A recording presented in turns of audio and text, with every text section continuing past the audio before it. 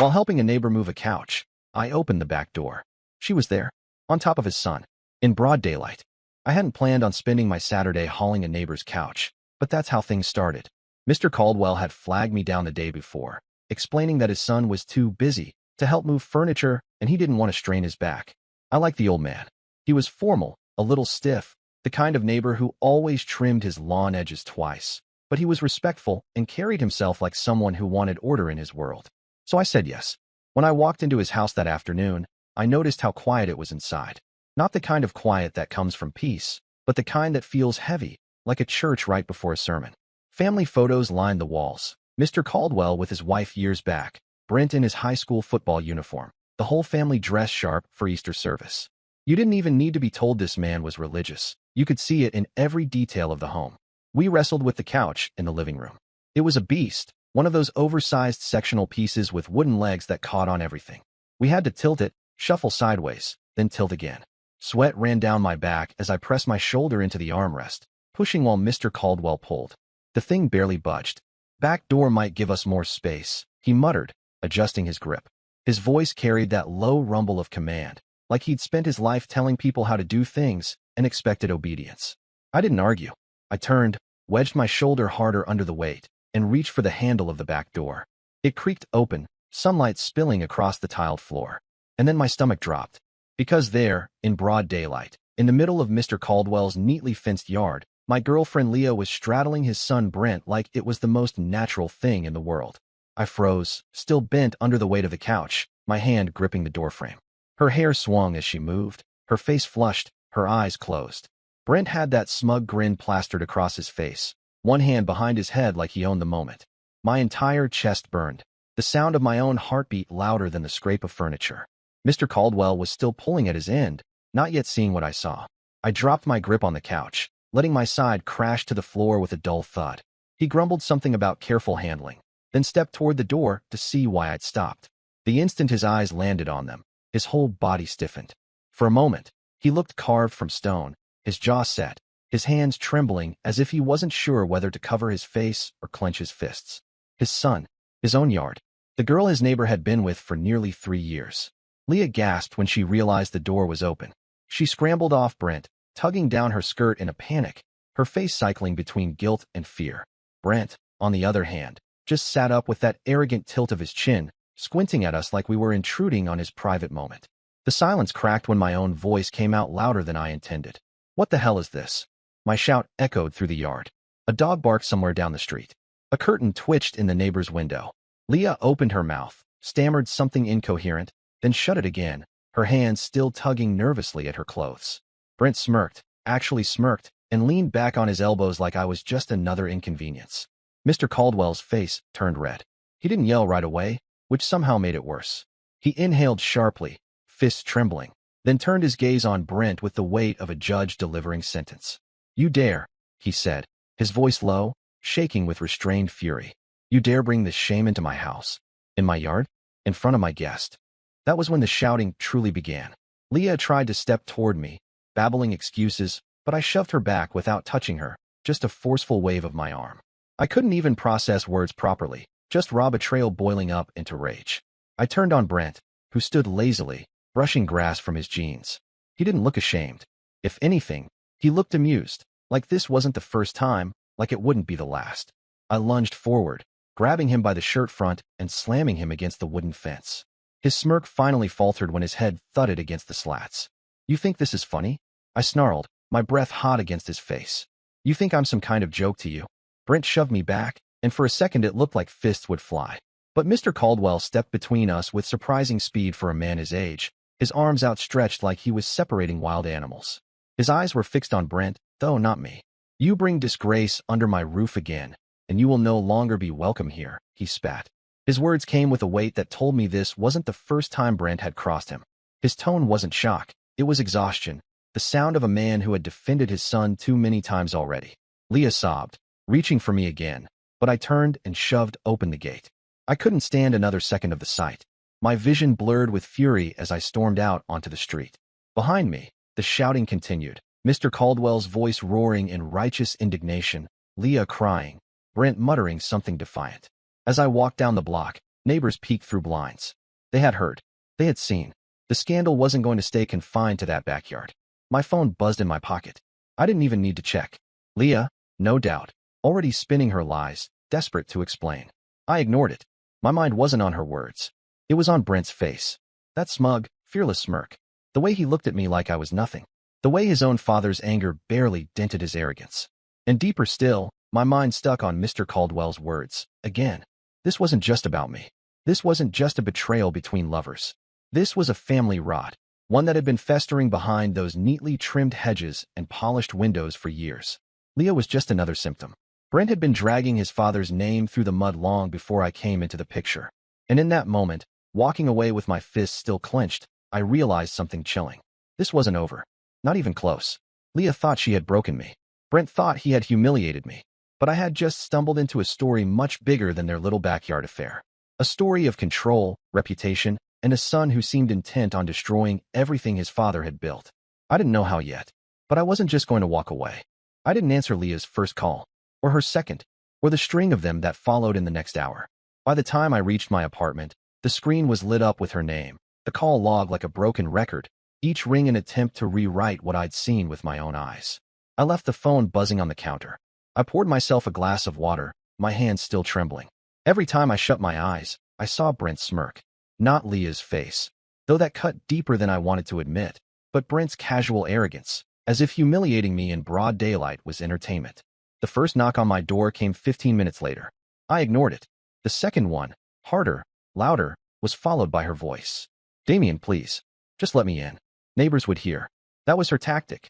Public performance, banking on my politeness, on my reluctance to let everyone see me as the man who refused his own girlfriend entry. I clenched my fists. I wasn't going to give her that power. The pounding continued, mixed with her muffled pleas, until finally I wrenched open the door. She stumbled in, mascara smudged, hair a mess, her hands reaching for me like contact alone could erase betrayal. "It wasn't what it looked like," she blurted. The line was so tired, so insulting, I laughed bitterly. In broad daylight. My voice came out colder than I expected. On the grass of the man whose couch I was carrying, she broke down, sobbing, spinning words about mistakes, pressure, confusion. I let her talk until the performance began to bore me. Then I pointed to the door. "You're not welcome here anymore." The shock on her face was almost comical. She had expected shouting, maybe even violence, but not calm dismissal. Not me stripping away her stage. I guided her back into the hallway and shut the door behind her. For the next hour, I listened to her cry, plead, threaten, then finally stomp away.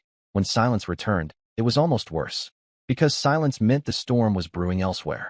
And I was right. By Sunday, whispers had started. I went out to grab groceries, and two women paused their conversation as I walked past. They pretended to study fruit, but I caught snippets. Leah, backyard. Brent Caldwell. The gossip wasn't just about me being cheated on. It was about the Caldwells. Everyone knew Mr. Caldwell's standing in the church, his reputation for stern morality. His son caught fooling around with his neighbor's girlfriend in broad daylight wasn't just a scandal. It was humiliation for the whole family. Mr. Caldwell himself avoided me the next time we crossed paths. He nodded stiffly from his porch, but didn't speak. His eyes, though, were dark, burdened. He was a man struggling to keep his world from collapsing under whispers he couldn't control. But Brent thrived on it. I heard from a friend who worked at the local bar that Brent had been in over the weekend, boasting, loud enough that patrons turned their heads. He'd laughed about me. Damien caught me with his girl and couldn't handle it. He painted himself as the conqueror, me as the fool. That was when something shifted inside me. Until then, I had thought of Leah as the heart of the betrayal. But hearing Brent twist the knife publicly, I realized she was almost incidental. A pawn. He had humiliated me not because he loved her, but because he wanted to prove he could take what was mine, flaunt it, and laugh while doing so. Leah, for her part, tried to claw her way back. She sent long messages, paragraphs of apologies, claiming Brent had pressured her, claiming she didn't know what she was doing. But her tone changed when she realized I wasn't taking the bait. By midweek, her pleas turned into threats. If I didn't forgive her, she'd make sure everyone knew my secrets. The trouble was, I didn't have any worth exploiting. She was flailing, desperate to salvage something, anything. And I wasn't even angry anymore. I was calculating. On Thursday evening, I drove past the Caldwell house.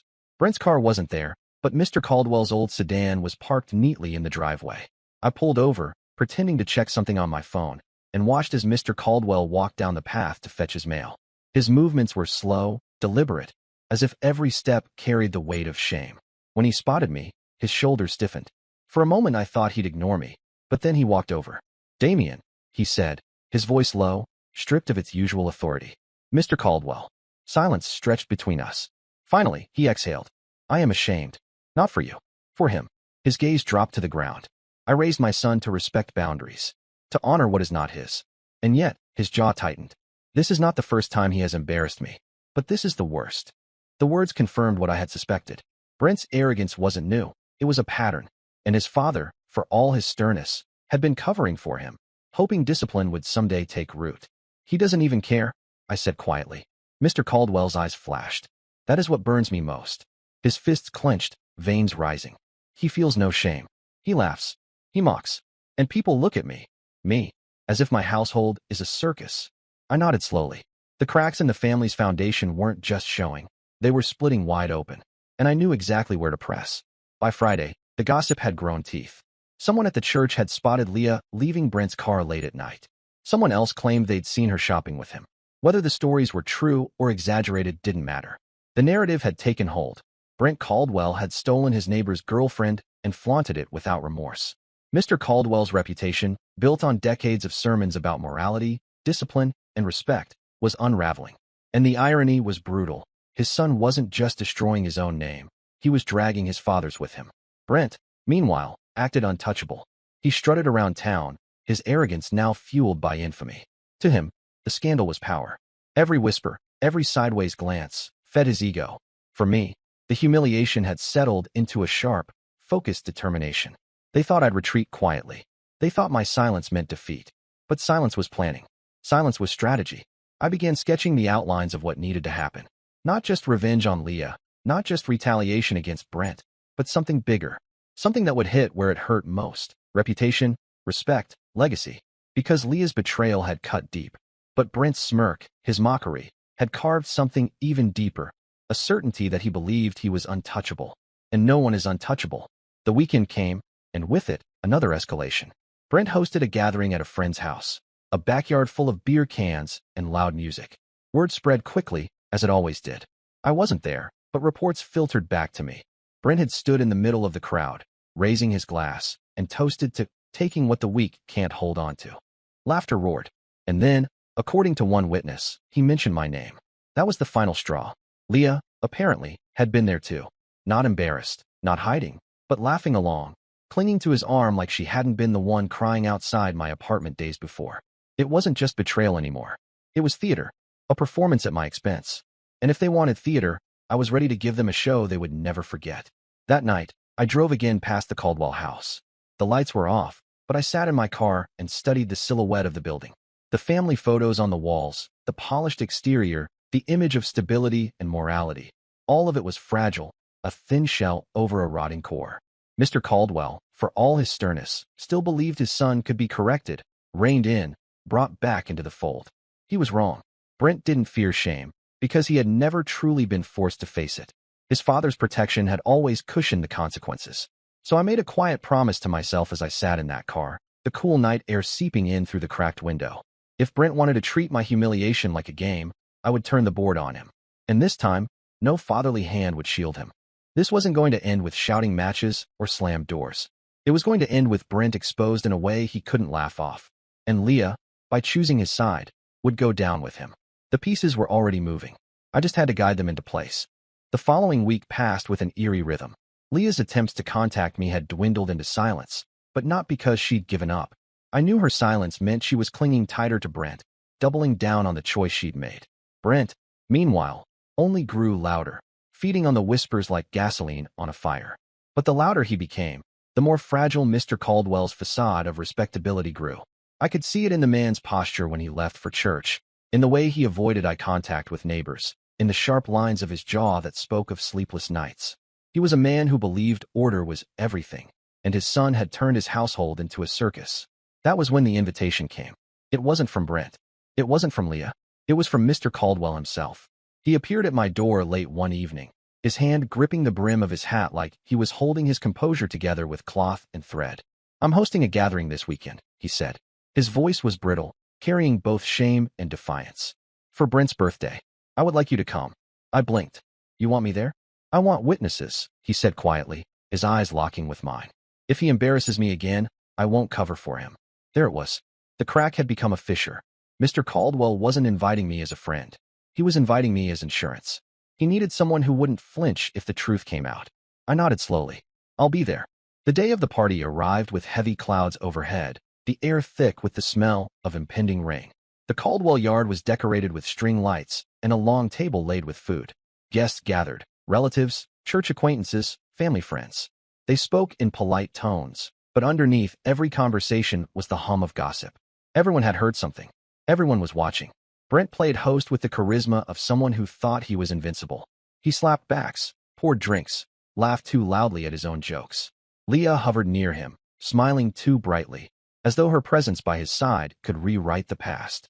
I kept my distance at first, standing with a small cluster of neighbors, sipping soda and pretending to be neutral. But I watched. Every smirk, every gesture, every subtle glance between Brent and Leah. They couldn't help themselves. The thrill of risk was their addiction. Mr. Caldwell moved stiffly among the guests, his face carved into stern hospitality, but his eyes flicked to Brent constantly. He was a man daring his son to test him one last time, and I intended to make sure that test came. It started small. I approached Leah while she refilled her plate, my expression unreadable. She froze, the color draining from her face. Damien, she whispered, glancing around nervously. Please, not here. I leaned closer, my voice low. Don't worry. I'm just here to celebrate. Unless you give me a reason not to. Her hands trembled. The fork clattered against her plate. She mumbled something and hurried back to Brent's side. He noticed, of course. Brent thrived on confrontation. He smirked across the yard at me, then whispered something in Leah's ear that made her laugh nervously. The game had begun. An hour in, the party was in full swing. Music played softly, guests chatted, children darted around the yard. But tension thickened the air like static before a storm. Brent drank too much, his laughter carrying over the crowd. He strutted, leaning against the fence, gesturing broadly as he told some exaggerated story to his friends. I moved closer, pretending to mingle. I let my comments slip casually into conversations, little sparks of suggestion. Funny how some people never learn respect. Reputation's fragile, isn't it? One wrong move, and it's gone. Some hosts forget whose roof they're under. I didn't have to point fingers. The whispers carried themselves. Heads turned toward Brent, toward Leah. And Brent, drunk on arrogance, only fed the fire. It was inevitable. At some point, he tugged Leah's hand and whispered something to her. She glanced around nervously, then followed him toward the house. They thought they were subtle. They weren't. I waited a few moments, then approached Mr. Caldwell. You might want to check inside, I said softly. His eyes narrowed, suspicion warring with dread. He moved past me, his shoulders tense, and disappeared into the house. I followed. The hallway was dim, the muffled hum of party chatter behind us. Mr. Caldwell's footsteps echoed against the wooden floor. We reached Brent's room at the end, the door slightly ajar. And there it was. Again, Leah, perched on Brent's lap, her hands clutching his shirt. Brent, smirking, his voice low and mocking. They hadn't even bothered to lock the door. Mr. Caldwell froze. His face contorted with fury, shame, disbelief, but not surprise. This was the moment he had feared, the proof he could no longer deny. He shoved the door open with such force it slammed against the wall. The crash startled Leah, who stumbled off Brent, her face pale. Brent looked up, his smirk faltering for the first time. In my house, Mr. Caldwell thundered. His voice shook the walls. Under my roof. With the same shameless arrogance as before. Guests began to gather behind us, drawn by the noise. Heads peered around the corner, whispers rippling. And then the room was full. Cousins, neighbors, church friends. All staring, their eyes wide, their mouths open. The silence that followed was suffocating. Leah tried to speak, but her words dissolved into sobs. Brent stood, his fists clenched, but his bravado cracked under the weight of so many eyes. Mr. Caldwell stepped forward, his finger trembling as he pointed at his son. You have disgraced this family for the last time. The words hung in the air like a verdict. The room erupted. Relatives gasped, some shaking their heads, others muttering prayers. Friends exchanged looks, their suspicions confirmed.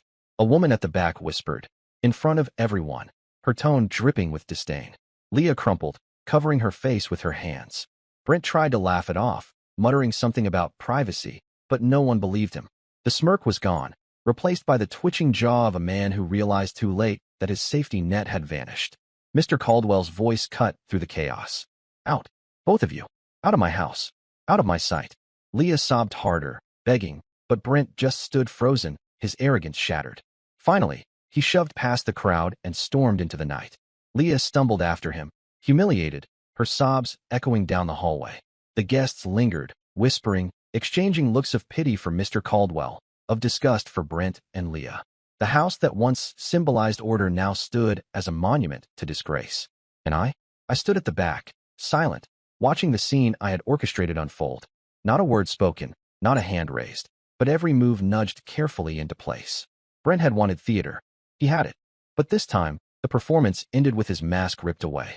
When the crowd dispersed, Mr. Caldwell remained in the hallway, his shoulders slumped, his breathing heavy. For a moment, he looked older than I had ever seen him. Thank you, he whispered hoarsely, though his eyes never met mine.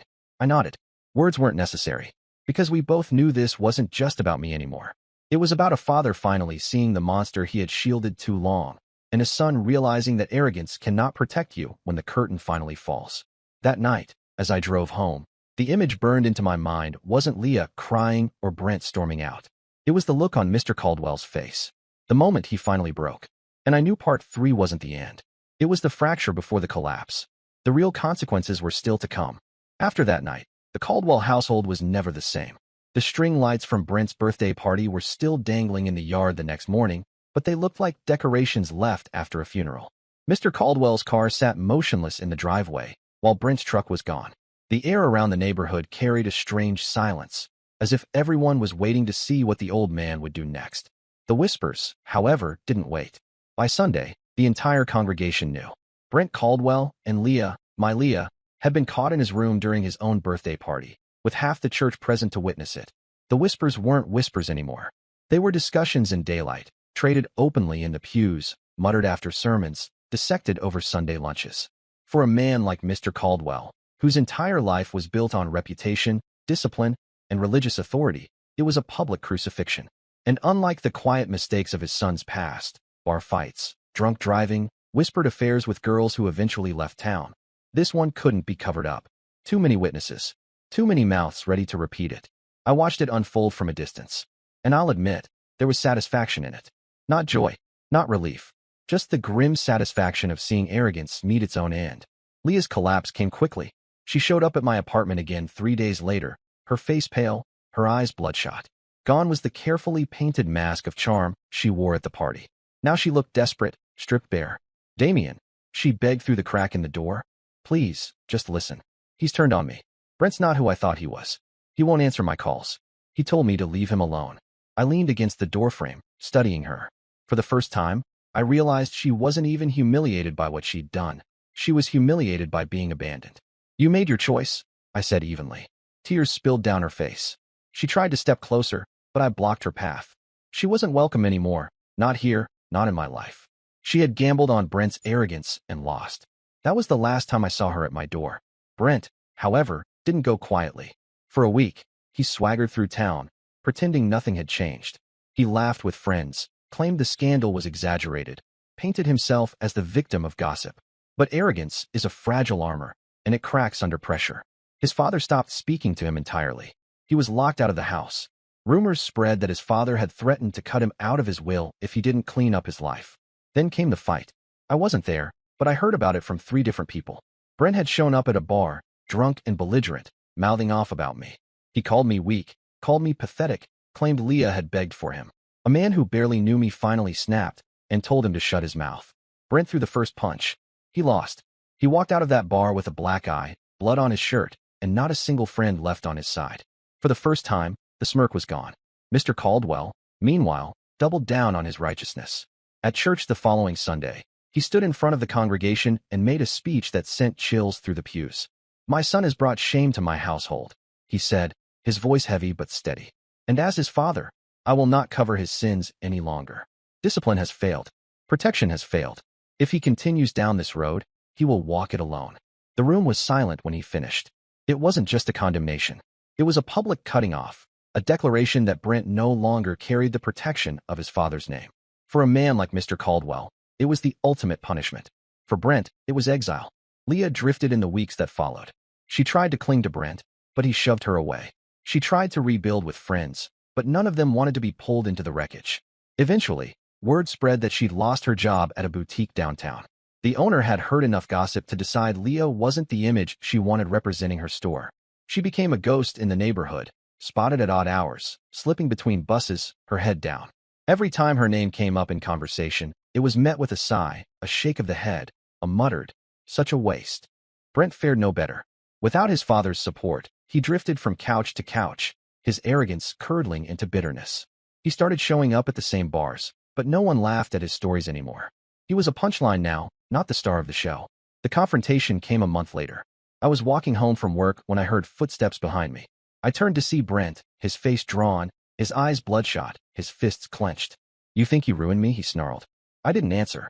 I just kept walking. He lunged forward, shoving me against the fence of someone's yard.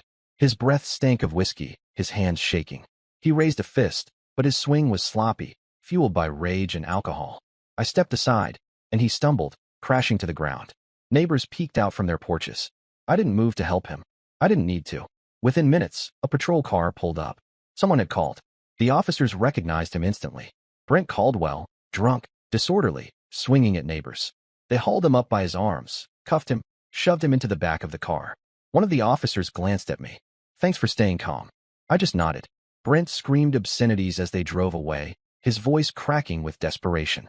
But all I felt was silence. Mr. Caldwell never spoke his son's name again. I saw him a few times afterward, walking to church alone, his back straighter than ever. There was sadness in his eyes, yes, but also relief. As if finally, after years of covering for Brent, he had laid down a burden too heavy to bear. Leah eventually left town. I don't know where she went. Maybe she thought she could outrun the whispers, start over somewhere people didn't know her face. Brent stayed, but only physically. He became a shadow, drifting between dead-end jobs, sleeping in cheap motels, his arrogance ground down into resentment. He avoided me on the street. His smirk never returned. And me? I didn't chase revenge any further. I didn't need to. Revenge isn't about destruction, it's about balance. And balance had been restored. Leah had betrayed me, and she had paid. Brent had mocked me, and he had fallen. Mr. Caldwell had faced the truth of his son, and he had finally broken the cycle of protection that let arrogance thrive. I wasn't a hero. I wasn't even victorious in the traditional sense. I had lost someone I once trusted. But I walked away with something better, clarity. Clarity that arrogance destroys itself. Clarity that silence can be sharper than shouting. Clarity that sometimes the most powerful revenge is simply stepping back and letting people choke on the mess they made. Months later, I drove past the Caldwell house.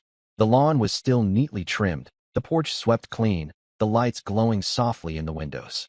But it looked quieter than before, emptier. At the corner, outside a cheap motel, I spotted Brent and Leah together. Or what was left of them. They were screaming at each other in the parking lot, their voices raw, their faces twisted. Brent's shirt was torn. Leah's mascara streaked down her cheeks.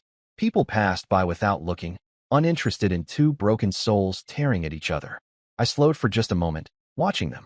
Then I drove on, because they weren't my concern anymore.